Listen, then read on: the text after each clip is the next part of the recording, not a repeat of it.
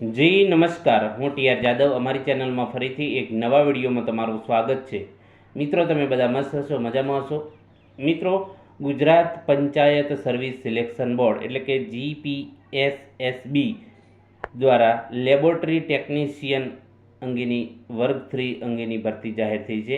તો નોટિફિકેશન તેનું જાહેર થઈ ગયું છે. તો તેના વિશે સંપૂર્ણ ડિટેલમાં આ વિડીયોમાં ચર્ચા કરીશું. તો અહીં તમે જોઈ શકો છો સંપૂર્ણ નોટિફિકેશન. ફોર્મ ભરવા માટેની વેબસાઇટ ojas.gujarat.government પર જઈને તમે ફોર્મ ભરી શકશો. તો ગુજરાત પંચાયત સેવા પસંદગી મંડળ ગાંધીનગર દ્વારા લેબોરેટરી ટેકનિશિયન વર્ગ 3 કુલ 108 જગ્યાઓ પર સીધી ભરતીથી ઉમેદવારો પસંદ કરવા માટે ઓનલાઈન અરજી પત્રકો મંગાવવામાં આવે છે. અને આ માટે જે ઓજસની વેબસાઇટ પર જઈને તમે તારીખ 17/4/2026થી 8/5/2026 સુધી ઓનલાઈન અરજી કરી શકશો. બરાબર.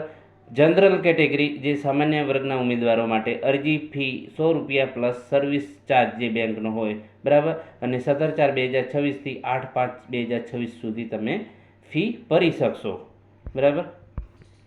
ભરવાપાત્ર જે વિગતો, જે જગ્યાઓની વિગતો અહીં તમે જોઈ શકો છો. 3/3/2026થી મળેલ માગણા પત્રક મુજબ લેબોરેટરી ટેકનિશિયન વર્ગ 3 એની જિલ્લા પંચાયત દ્વારા કેટેગરી વાઇઝ અહીં તમે જગ્યાઓ જોઈ શકો છો. અહીં જિલ્લો આપેલા છે અને ભરવાપત્ર જે કેટેગરી પ્રમાણે જગ્યાઓ આપેલી છે.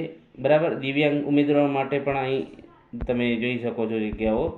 તો અમદાવાદમાં જે છે કુલ 2 જગ્યાઓ છે, અમરેલીમાં 2 છે, આણંદમાં 8 જગ્યા છે, અરવલ્લીમાં 1 જગ્યા, બનાસકાંઠામાં 2 જગ્યા છે, ભાવનગરમાં 3, ભરૂચમાં 0, છોટાઉદેપુરમાં 8, દાહોદમાં 12 જગ્યાઓ છે, દેવભૂમિમાં 5 જગ્યાઓ છે, ગાંધીનગર 0, ડાંગમાં 5, ગીર સોમનાથ 0.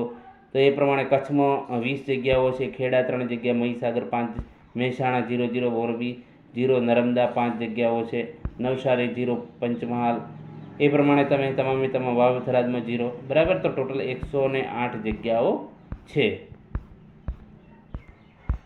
બીજી અન્ય જે અગત્યની સૂચનાઓ છે તો સ્પર્ધાત્મક જે પરીક્ષા છે હેતુલક્ષી પદ્ધતિથી લેવામાં આવે છે, એટલે કે મલ્ટી ચોઇસ ક્વેશ્ચન પ્રકારનું પરીક્ષા હશે. અને જે એનો પરીક્ષા કાર્યક્રમ, એની પદ્ધતિ, બરાબર, તો એ અલગથી પ્રસિદ્ધ કરવામાં આવશે. અરજી ફીની વાત કરીશું તો જનરલ કેટેગરી જેમણે સિલેક્ટ કર્યું છે તેવા ઉમેદવારોની ફી ભરવાની રહેશે. અને SC, ST, OBC, EWS અને માજી સૈનિકો, PWD જે શારીરિક રીતે અશક્તતા ધરાવતા હોય, દિવ્યાંગતા, તો એ લોકોને ફી ભરવાની નથી. ફી કઈ રીતે ભરવાની, તો એના માટેનું અહીં નોટિફિકેશન આપેલું છે, અહીં સૂચનાઓ આપેલી છે. તો એ પ્રમાણે તમારે ઓનલાઈન અરજી કરવાની છે. આ PDF તમને અમારી ટેલિગ્રામ ચેનલમાં મળી જશે.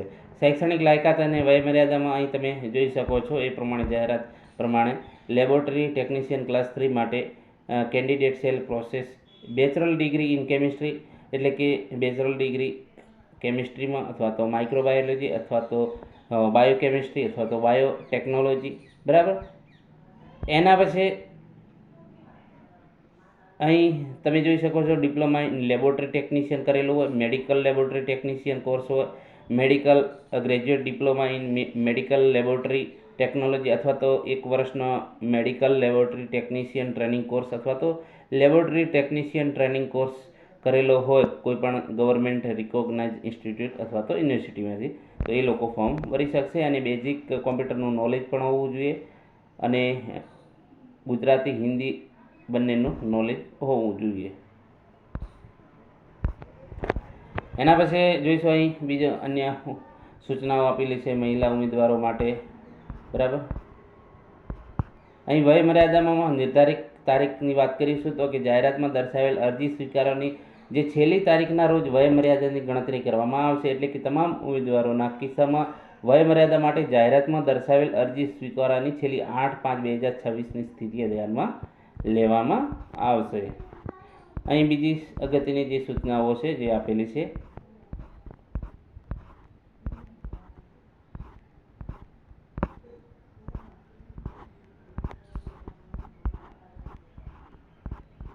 એના પછી જે નાગરિકત્વની વાત કરીશું તો કે ભારતનો નાગરિક હોવો જોઈએ. બરાબર. ઉપલી વયમર્યાદામાં છૂટછાટ તો અહીં તમે જોઈ શકો છો સામાન્ય કેટેગરીના મહિલા ઉમેદવારોને 5 વર્ષની, અનામત કેટેગરીના પુરુષ ઉમેદવારોને 5 વર્ષની છે, અનામત કેટેગરીના મહિલા ઉમેદવારોને 10 વર્ષ છે, સામાન્ય કેટેગરીના શારીરિક અશક્તતા ધરાવતા જે પુરુષો છે એમને 10 વર્ષ છે, સામાન્ય કેટેગરીના શારીરિક અશક્તતા ધરાવતા એમને 15 વર્ષ છે. તો અહીં જે વયમર્યાદા આપેલી છે, છૂટછાટ કેટલી મળશે, બરાબર, કઈ કઈ કેટેગરીને કેટલી મળશે એ પ્રમાણે તમે અહીં જોઈ શકો છો. એનઓસી જો નોકરી કરતા હોય તો એનઓસી સર્ટિફિકેટ પણ તમારે લાવવાનું રહેશે. કોમ્પ્યુટર અંગેની નોલેજ તમારી પાસે હોવું જોઈએ અથવા તો એનું સર્ટિફિકેટ પણ હોવું જોઈએ.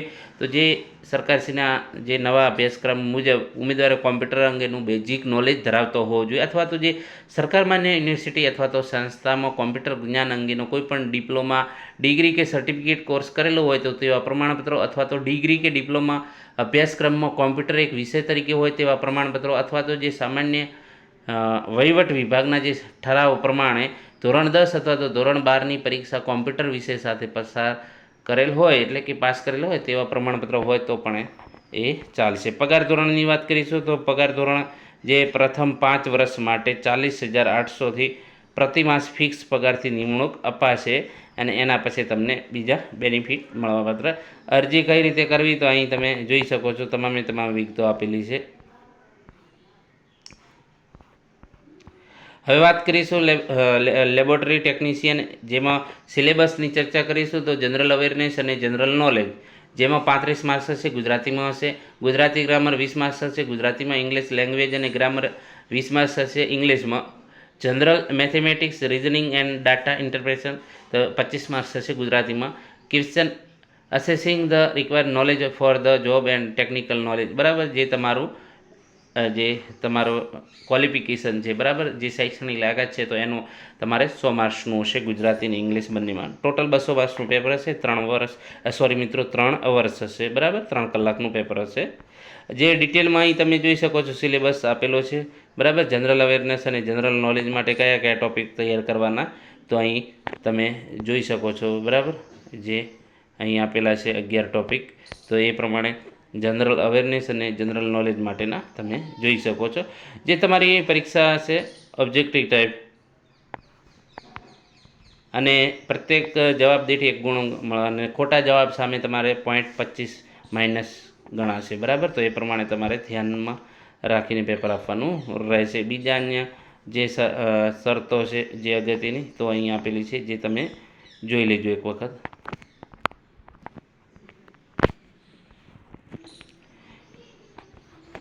એના પછી અહીં બીજી પણ સૂચનાઓ આપેલી છે.